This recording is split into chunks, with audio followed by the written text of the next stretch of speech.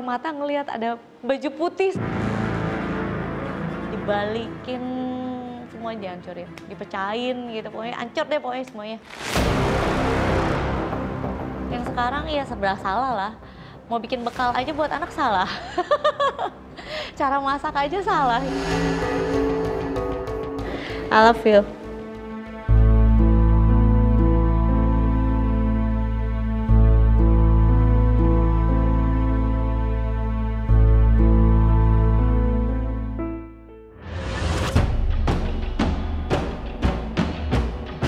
Beberapa artis tanah air memiliki rumah mewah bak istana. Di balik megahnya rumah milik selebriti ini, terdapat cerita-cerita mistis yang dialami oleh pemiliknya.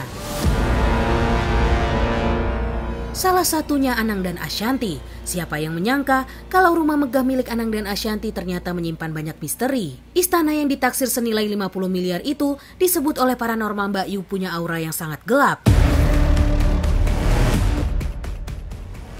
Jelas rumah itu memang ada penunggunya. Mungkin hampir semua rumah itu ada penunggunya. Cuman yang dimasalahkannya penunggunya itu usil nggak, bermasalah nggak, bikin masalah nggak. Di rumah Ashanty memang salah satunya memang ada yang bikin masalah, ganggu di rumah itu iya. Ashanty sendiri bahkan mengaku sempat alami gangguan, dari tak bisa tidur sampai gelisah setiap malam.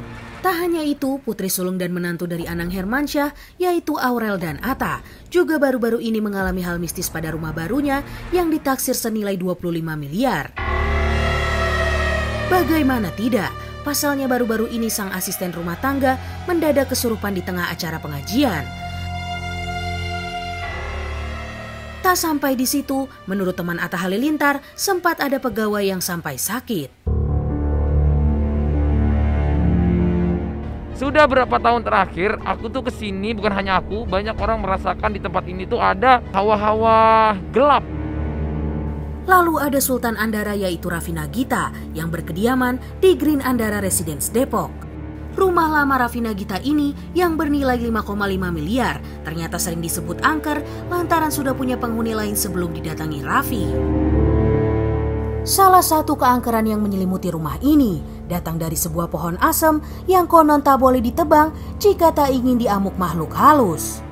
Tidak hanya ketiga artis tersebut, ternyata rumah Ruben Onsu dan Sarwenda pun memiliki cerita dan pengalaman yang juga mengerikan. Kejadian mistis itu juga sama di rumah yang di teror itu. Tapi sebenarnya kalau misalnya orang bilang ini pasti rumahnya yang serem, kayaknya aku udah tinggal 4 tahun deh kalau nggak salah di situ. Masa seremnya baru setengah tahun terakhir atau 1 tahun terakhir, kan nggak mungkin ya. Kalau misalnya bawaan dari rumah ya udah serem dari awal gitu. Ini nggak ada kejadian apa-apa gitu. Cuman ya kenapa bisa bilang mistis ya karena emang ya asisten aku bisa tiba-tiba kayak ada yang narik gitu kakinya. Jadi kan ada tangga gitu. Terus kayak tiba-tiba itu kan kayak komplek. Cuma rumah aku yang mati lampu. Ya kayak tiba-tiba asisten aku bilang dia lagi ngedit gelas terbang. Terus kayak gitu dia kayak, ini sih gelas terbang Bun. Aku cuma bilang gini, mungkin ada air kali. Ini terbang Bun, bukan jalan begitu Bun. Oh gitu ya. Iya, ini terbang Bun, bukan jalan maksudnya. Aku kan kirain gelas kalau ada esnya kan kadang suka sliding gitu kan. Enggak Bun, ini ke atas. Oh ya, ini udah nggak bisa dipositifin lagi. Ya udahlah. Jadi kalau misalnya aku tidur jam 2, jam 3-an gitu ya, di atap aku itu kayak ada yang jalan. Aku mikirnya tikus. Positif main banget, aku langsung kayak tikus nih banyak banget nih di rumah aku gitu ya kan. Udah ada kali 5 tukang aku suruh naik setiap hari ganti. Itu pertama kali naik tuh cuma ada kayak curut gitu doang gitu. Dia bilang, oh ada, berarti kan aku mikirnya ya emang tikus gitu kan. Terus udah kayak gitu, berapa tukang lagi, karena tiap hari ada, itu nggak ada apa-apa. Sekali-kalinya aku ngeliat tuh aku cuma pernah ngeliat gini, di depan aku ini kasur aku, di bagian sini tuh ada kayak jendela lah. Jendela situ kelihatan atap aku, atap wardrobe aku lah gitu. Aku ngeliat ada satu cewek di situ lagi goyang-goyangin kaki. Percaya nggak percaya gitu kayak, tapi kayak nggak mau lihat tapi ekor mata ngelihat ada baju putih, soalnya kan gelap-gelap putih kelihatan gitu kan, kayak gitu goyang-goyangin, tapi tahu kan perasaan kita diliatin terus, pasti kan kita jadi kayak langsung nyari gitu kan. Jadi kayak, tapi aku udah cekin terserah lu deh, aku mau tidur gitu. Jadi kayak ya udahlah.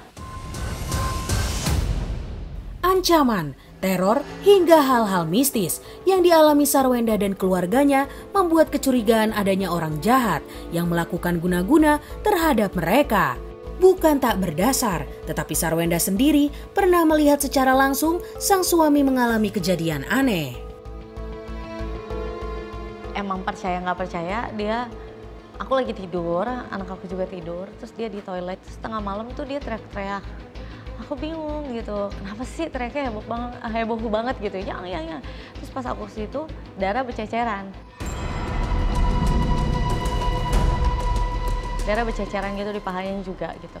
Terus aku dengan santainya mikir, luka kali, kena kuku kayak apa gitu kan ya. Tapi dia bilang, enggak ada luka sama sekali.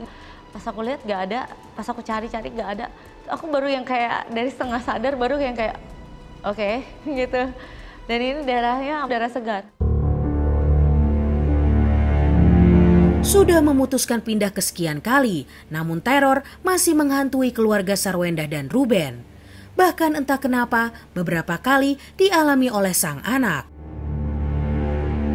Tetep aja sih, maksudnya yang kayak kejadian tiba-tiba ada ular di rumah yang sekarang gitu. Terus anak aku yang nemuin di tempat bermainnya mereka, ularnya hidup.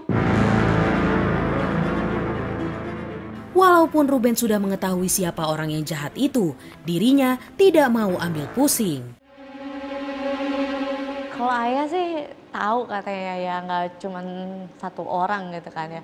Tapi aku lebih kayak ya udah deh terserah aja, daripada nanti tahu malah pas ketemu nggak bisa biasa-biasa atau kayak gimana gitu. Jadi aku lebih baik nggak tahu, aku bilang gitu. Jadi ya kalau udah kayak gitu kan pasti niatnya nggak bagus. Jadi ya udah biarin aja.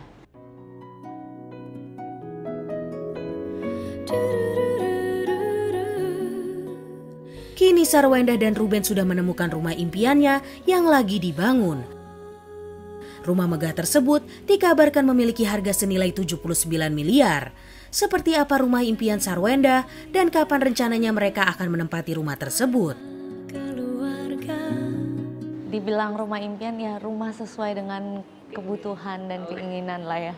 Tuh aku maunya di lantai kamar aku tuh sama kamar aku tuh bareng deket-deket sama anak-anak. Sedangkan anaknya 3, kamar aku jadi 4 gitu. Jadi kayak udah muter ratusan rumah nggak dapet yang kayak gitu. Jadi ya kayaknya emang lebih baik kita bangun sendiri aja. Rencananya sih maunya bulan depan. Jadi lumayan ngejar ya. Sebenarnya tadinya udah prediksi tuh mau pindah tahun ini nih, tahun kemarin udah tahun baru kan ya, tahun kemarin. Tapi biasa kalau orang bangun rumah kadang ada delay-nya. Karena menurut aku apa yang mau dijiarin, lu mau ngeluarin gue terus dijiarin gitu.